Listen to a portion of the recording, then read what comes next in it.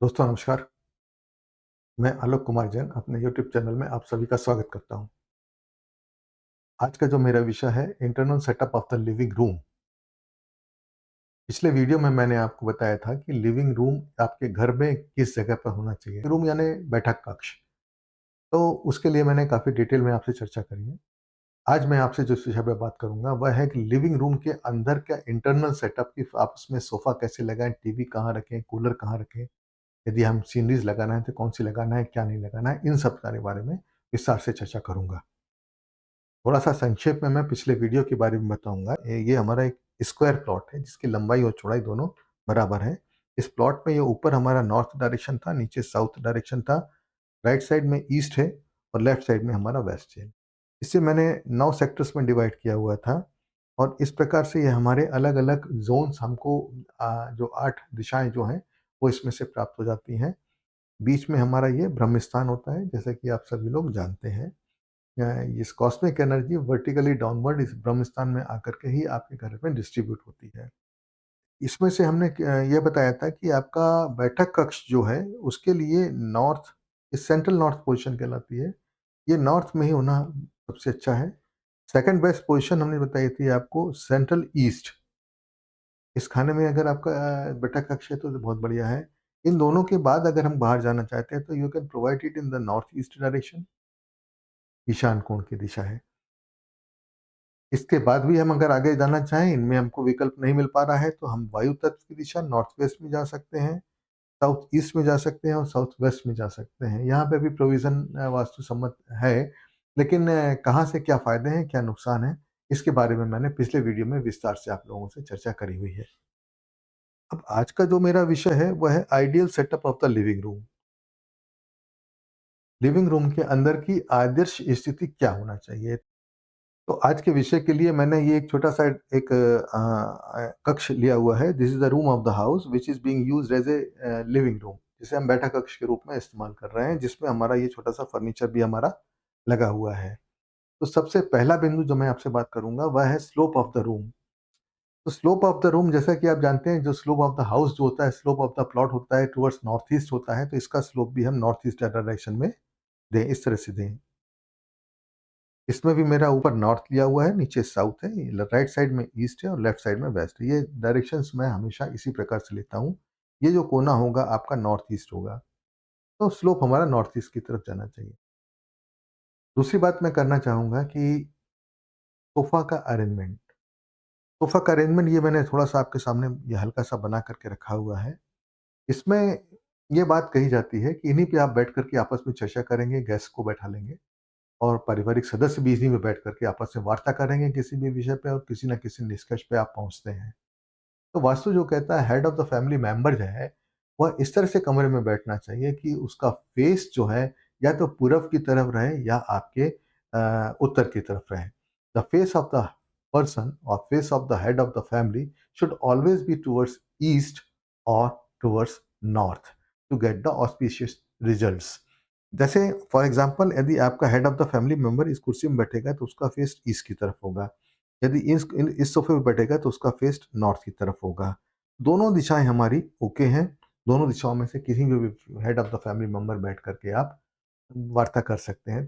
अब अ, इसमें बैठने से आपको फ़ायदा क्या होगा?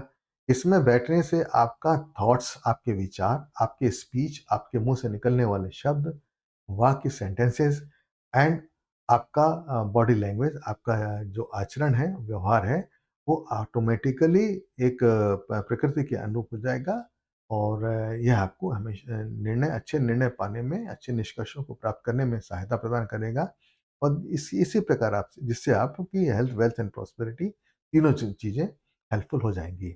अब दूसरी बात मैं ये कहना चाहता हूँ कि हेड ऑफ़ द फैमिली तो आपका यहाँ पे बैठ गया। अब परिवार के अन्य सदस्य मान लीजिए आपके परिवार के 4 सदस्य इसमें बैठ कर के आपस में ड्राइंग रूम में कुछ वार्ता कर रहे हैं, किसी गंभीर विषय पे चर्चा कर रहे हैं, तो इन दैट केस सभी को इस तरह से बैठना चाहिए कि उनका फेस या तो नॉर्थ की तरफ रहे या ईस्ट की तरफ रहे। उन्हें या तो इसमें बैठकर जाएँ वो और इसमें बैठ जाएँ और इस प्रकार बैठ कर के वो आपस में विचार-विमर्श करेंगे, तो एक सौहार्दपूर्ण वातावरण में आपकी वार्ता होगी, गृह कलेश होने की संभावना कुछ कम हो जाएँगी। ये जो हिस्सा है इसमें बैठने से आप आदमी का मुँह आपका दक्षिण की तरफ हो जाता है। तो try to avoid such sitting, चाहे गेस्ट भी अगर आपके आएँ, तो उन्हें भी यदि यदि आप अवॉइड कर सकते हैं, तो उन्हें आप अवॉइड करें। तो ऐसा कुछ अरेंजमेंट यदि आप घर में अवॉइड कर देते हैं कि वहाँ उसमें बैठने वाले का मुँह दक्षिण की तरफ से होगा, तो और बेहतर होगा। यदि ऐसा नहीं हो पा रहा है तो आप head of the family member को सबसे पहले अरेंज करें, and other family members, they should also try to sit in such a position so that the face of the person should either face east or north.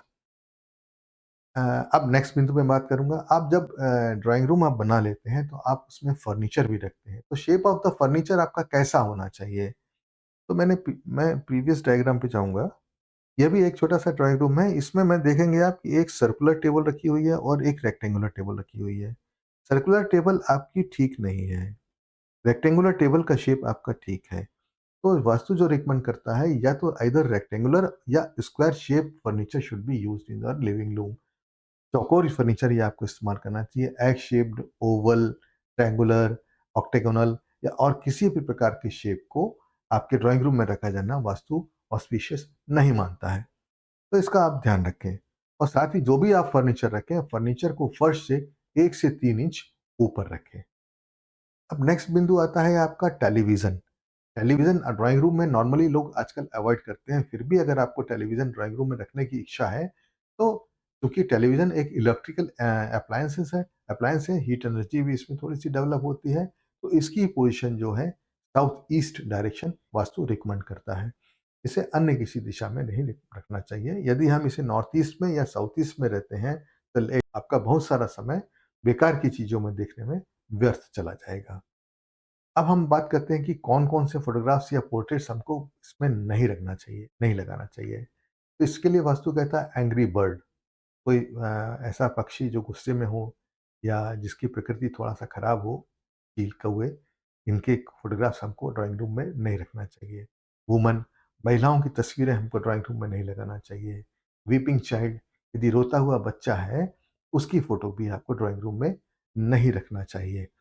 आपका scenery of war, यदि किसी युद्ध की scenery है, तो उसे भी आपको ड्राइंग रूम में नहीं लगाना चाहिए। तो इन चीज़ों को वास्तु रिकमेंड नहीं करता है।